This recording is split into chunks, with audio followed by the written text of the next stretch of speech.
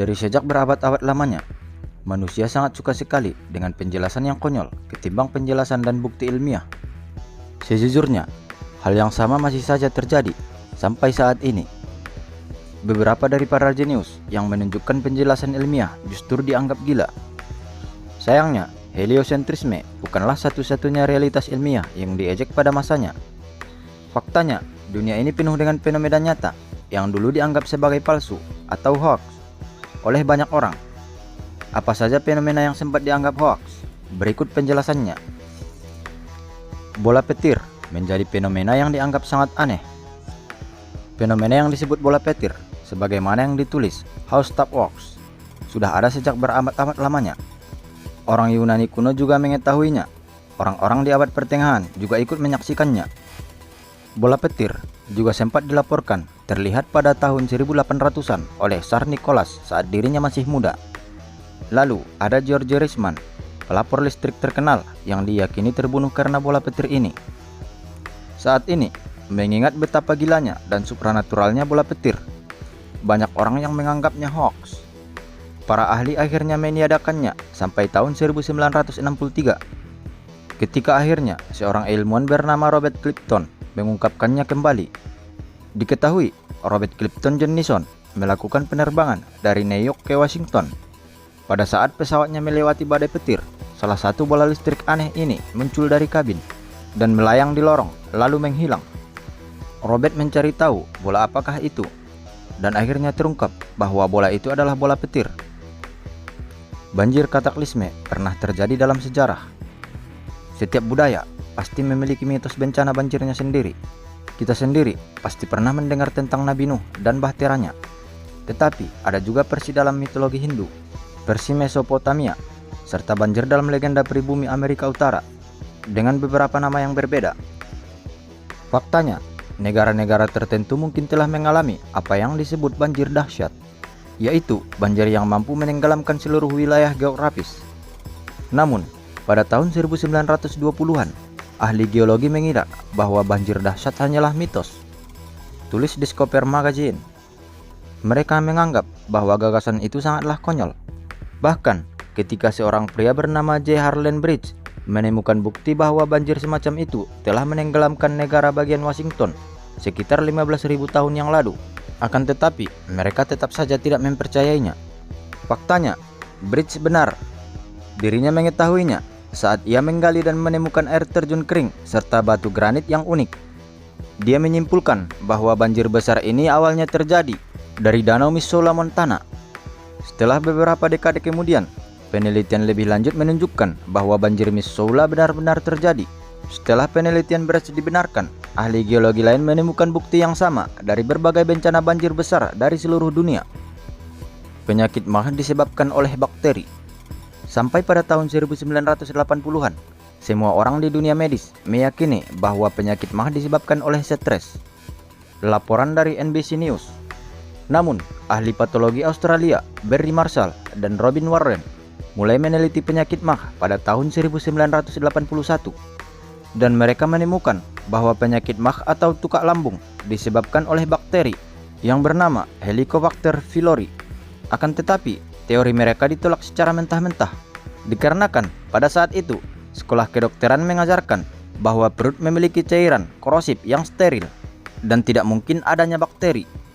Namun, Barry Marshall membuat keputusan yang gila dengan meminum air yang diisi dengan bakteri Helicobacter pylori. Dan benar saja, ilmuwan itu jatuh sakit dan teorinya terbukti benar. Oleh karena itu, eksperimen ini mengubah persepsi sains tentang penyakit Mah.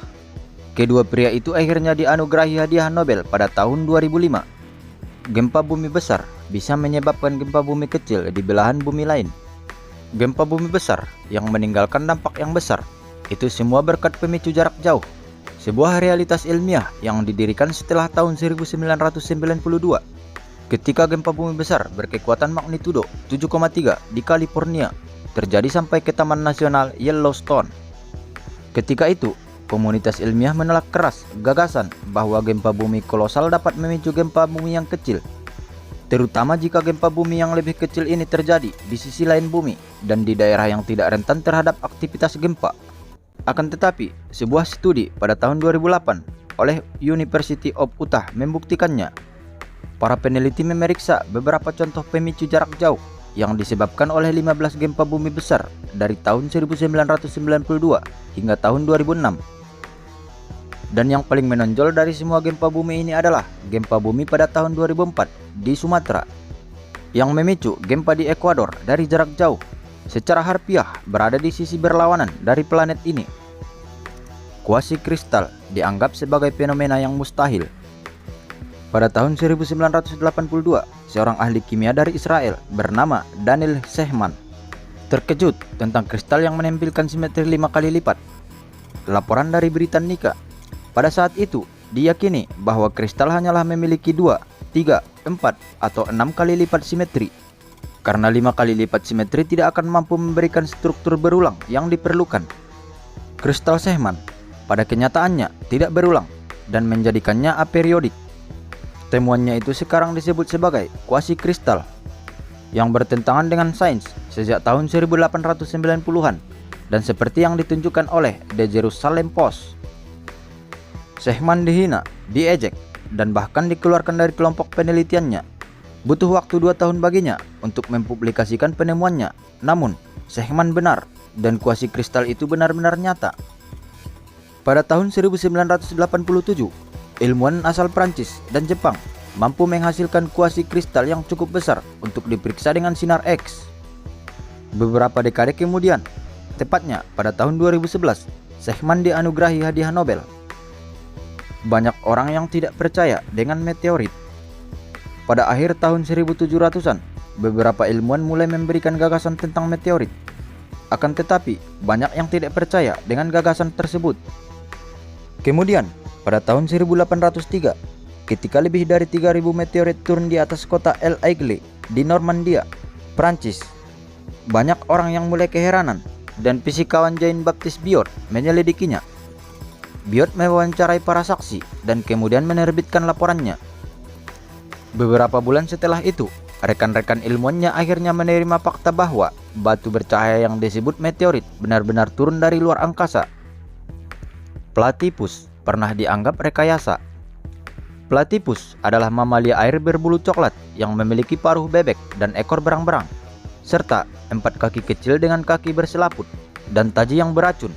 Namun, sama seperti reptil lainnya, ia bertelur. Hari ini, kita mengetahui bahwa hewan tersebut benar-benar nyata. Namun, pada tahun 1799, ketika spesimen platypus yang diawetkan ditunjukkan ke ahli biologi George Shaw, dirinya mengira bahwa dia sedang tertipu. Mengutip dari laman Atlas Obscura, Shaw memotong dan menusuk tubuh hewan itu untuk memastikan bahwa hewan itu benar-benar nyata.